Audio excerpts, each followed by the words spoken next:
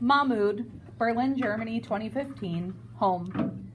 A German song Mahmoud had never heard before played on the radio of the van that took him and his family through the streets of Berlin.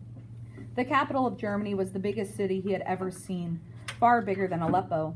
It was filled with nightclubs and cafes and shops and monuments and statues and apartments and office buildings. Almost all the signs were in German, but here and there he saw a sign in Arabic advertising a clothing store or a restaurant or a market.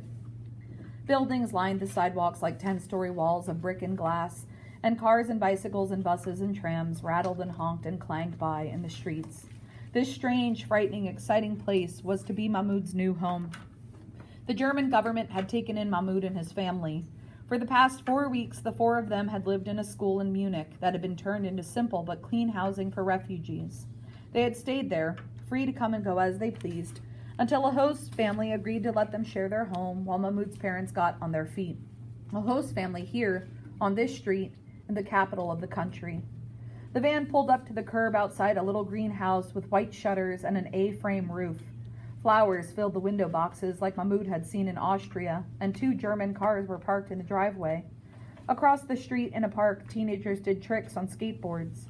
Mahmoud's father slid open the side door for them to climb out, and Mahmoud and his mother and brother grabbed the backpacks filled with the clothes, toiletries, and bedrolls the German relief workers had given them. The relief worker who'd driven them led Mahmoud's mother and father and brother up the steps to the front door of the little house, but Mahmoud stood for a moment on the sidewalk, looking around at the neighborhood. Mahmoud knew from his history class back in Syria that Berlin had been all but destroyed by the end of World War II, reduced to a pile of rubble like Aleppo was now.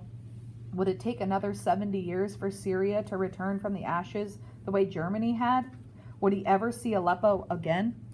Cries of joy and welcome came from the porch, and Mahmoud followed his family up the steps.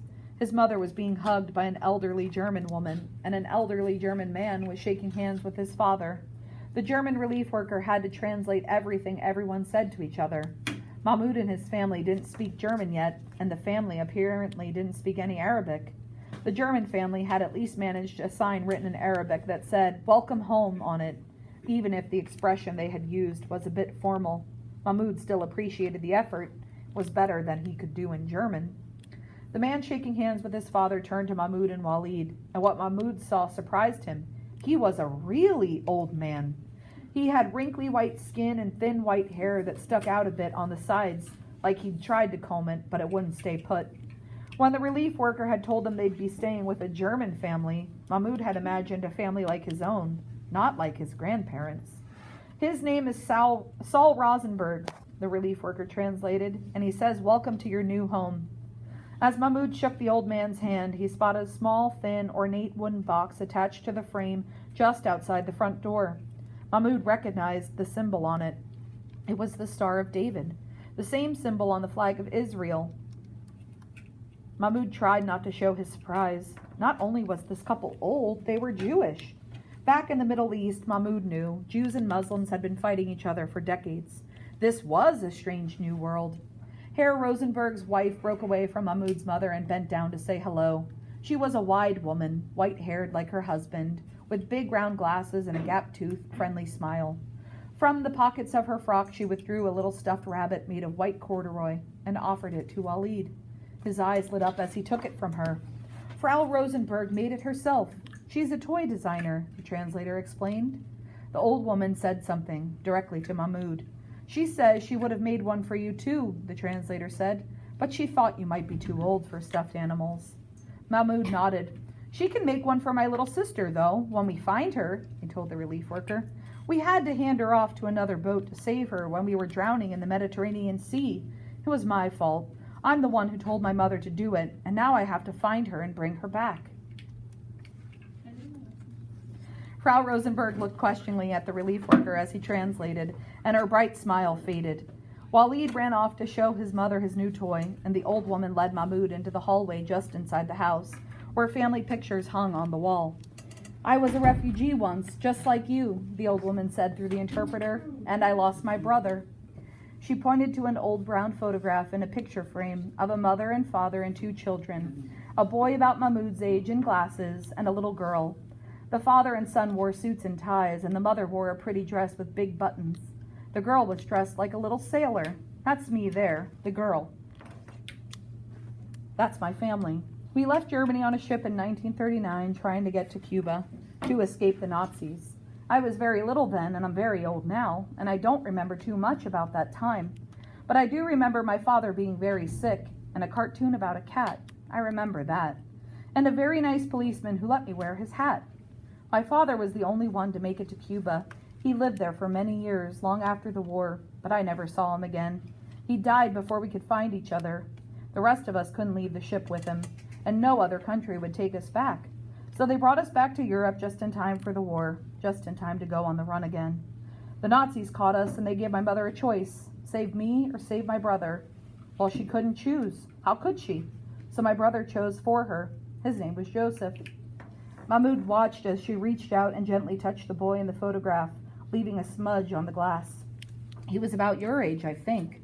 I don't remember much about him, but I do remember the way he always wanted to be a grown-up.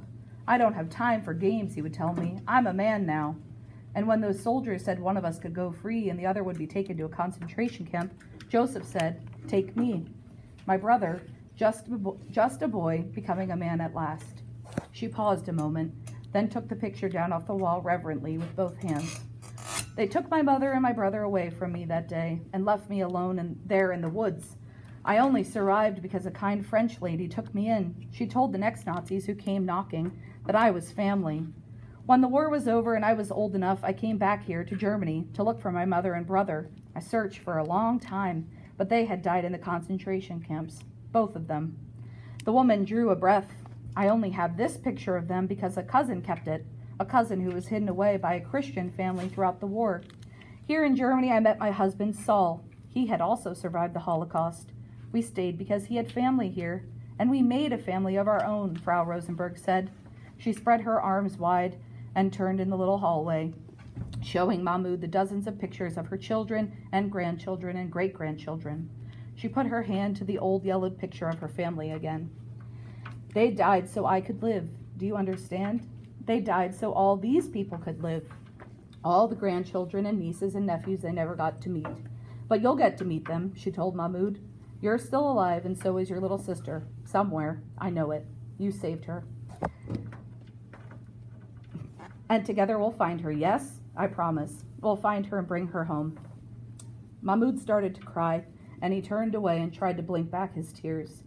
The old Jewish woman put her arms around him and pulled him into a tight hug. Everything's going to be all right now, she whispered. We'll help you. Ruthie, come here, Frau Rosenberg's husband called to her. Mahmoud didn't need the translator to tell him that Herr Rosenberg wanted them to join him in the living room. Mahmoud dragged a sleeve across his wet eyes, and Frau Rosenberg tried to hang the picture back on the wall. Her old hands were too shaky, though, and Mahmoud took it from her and hung it back on its nail for her. His gaze lingered on the picture. He was filled with sadness for the boy his age, the boy who had died so Ruthie could live. But Mahmoud was also filled with gratitude. Joseph had died so Ruthie could live, and one day welcomed Mahmoud and his family into her house. The old woman gave Mahmoud's arm a squeeze, and she led him into the living room. Mom and Dad were there, and Walid and Herr Rosenberg, and the space was bright and alive.